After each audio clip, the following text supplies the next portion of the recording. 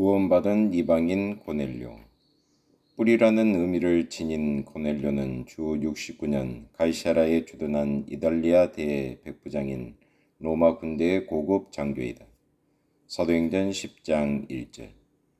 주 69년 수리아의 이달리아 대가 주둔하고 있었던 것은 최근 빛나 부근에서 발견된 비문에 의해 증명됐다. 가이사라는 요빠에서 북쪽으로 약 49km 정도 떨어진 지중해 연안에 위치하고 있었다. 그 도시는 베니게에 속한 중요한 요새 도시 스트라톤이었으며 마카비 시대 알렉산더 얀나예우스에게 점령됐다.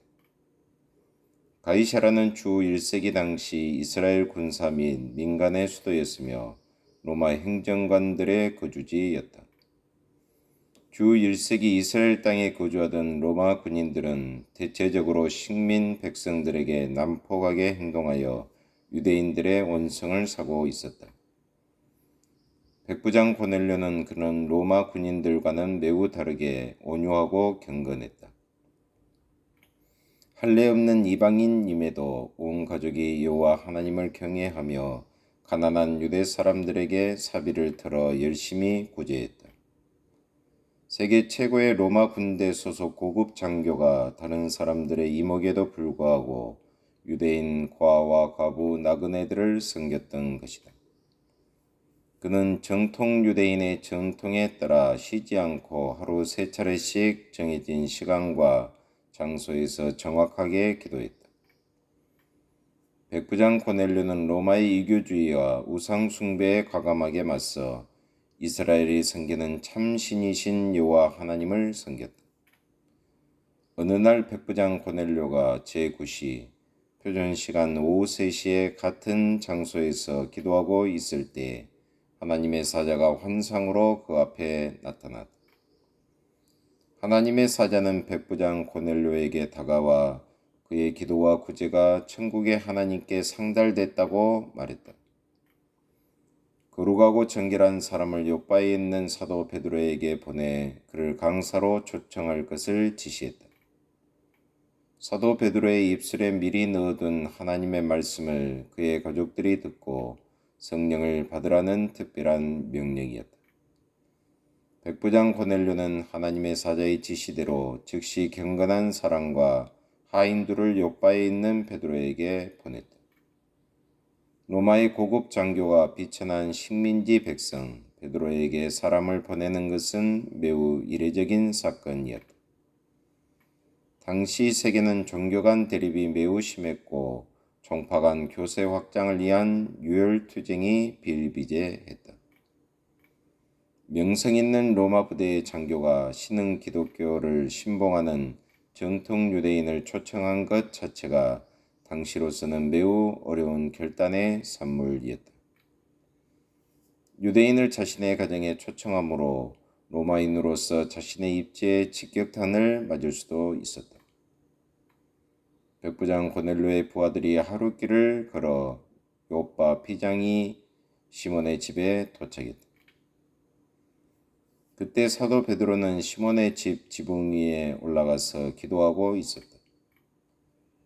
기도 중 하늘이 열리고 4발 달린 짐승들과 기어다니는 생물 및 공중의 새들이 들어있는 보자기 환상을 베드로가 보게 됐다. 보자기 속에 들어있는 모든 짐승들을 잡아먹으라는 목소리가 하늘에서 들렸다. 경건한 유대인 베드로는 율법에 어긋나는 짐승들을 절대 잡아먹을 수 없노라고 거절했다. 큰 실랑이가 3번 있은 후 그 보자기는 하늘로 다시 올라갔다. 베드로가 그 환상의 의미를 생각하고 있을 때 로마 장교 고넬료가 보낸 하인들이 시몬의 집에 도착했다. 사도 베드로는 백부장 고넬료의 초청이 여호와 하나님의 섭리에 의한 것임을 깨닫고 즉시 순종해 가이사라로 내려갔다. 초청된 사도 베드로의 설교를 열심히 듣고 예배하던 이방인 고넬료의 일가와 가까운 친구들이 모두 성령과 세례를 받고 구원받았다. 사도행전 10장 2절로 48절. 신실한 백부장 고넬료는 자신뿐만 아니라 가족과 일가 친척 모두를 사도 베드로의 집회에 참석시켰다. 백부장 고넬료의 평소 신실한 신앙과 삶을 모델로 삼고 존경하고 있었기 때문에 가까운 지인들도 사도 베드로의 집회에 대거 참여할 수 있었다. 백부장 고넬료는 이방인으로서 처음으로 성령을 통해 구원받았고 공식적인 물 세례를 최초로 받게 되었다. 당시 이방인 고넬료의 가족들에게 물 세례를 주고 그리스도인이 되게 한 것은 정통 유대주의에 반하는 위법적 행동이었다. 예루살렘에 돌아온 사도 베드로는 그것을 변론하기 위해 총회로 불려나가기도 했다. 사도행전 11장 2절. 육안으로도 볼 수 있는 성령의 역사가 이방인에게 내려지자 얼마 전 세워진 신흥 기독교는 편협한 유대교의 틀을 벗어나 우주적인 종교로서 첫 발걸음을 내딛기 시작했다. 고넬료는 할례를 받지 않아 사도행전 10장 28절, 11장 3절, 정통 이스라엘 회중의 이론은 되지 못했다. 그러나 여호와 하나님을 진심으로 믿고 예배했던 그는 유대교에서 진행하는 모든 행사에 참여할 수 있었다. 사도행전 10장 2절 30절. 백부장 고넬료는 정통 유대인들에게도 칭찬을 받았으며 사도행전 10장 22절. 회당에서 여호와를 예배하는데도 참석할 수 있었다. 사도행전 13장 16절, 26절, 43절, 17장 17절.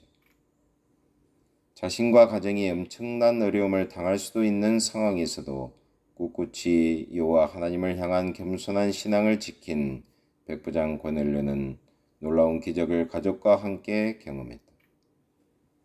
사적인 손실 발생을 알면서도 전혀 아랑곳하지 않고 오직 여호와 하나님만을 찾았던 백부장 고넬료는 성령을 받고 이방인 최초의 크리스찬이 되었다. 그의 용기와 담력과 믿음은 가정과 친구들까지 복을 받게 하는 놀라운 역사를 이뤘다.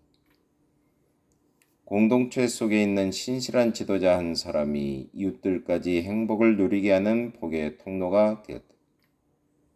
어려운 교회와 국가 공동체도 신실한 지도자 한 사람 때문에 다시 일어나는 기적을 만날 수 있다. 하나님께서는 오늘도 힘들고 어렵고 나눠진 국가 공동체를 튼튼하게 하나로 일으켜 세워줄 고넬료 같은 지도자 한 사람을 찾고 계시다. 하나님 아버지 참으로 감사합니다. 고넬료와 같은 신실한 신앙인들이 많아지게 하시고 이들을 통해서 이 세대가 병쾌되며 하나님의 나라가 이 땅에 임하는 놀라운 기적을 저희들에게 허락하여 주옵소서. 예수 그리스도의 이름으로 기도하옵나이다. 아멘.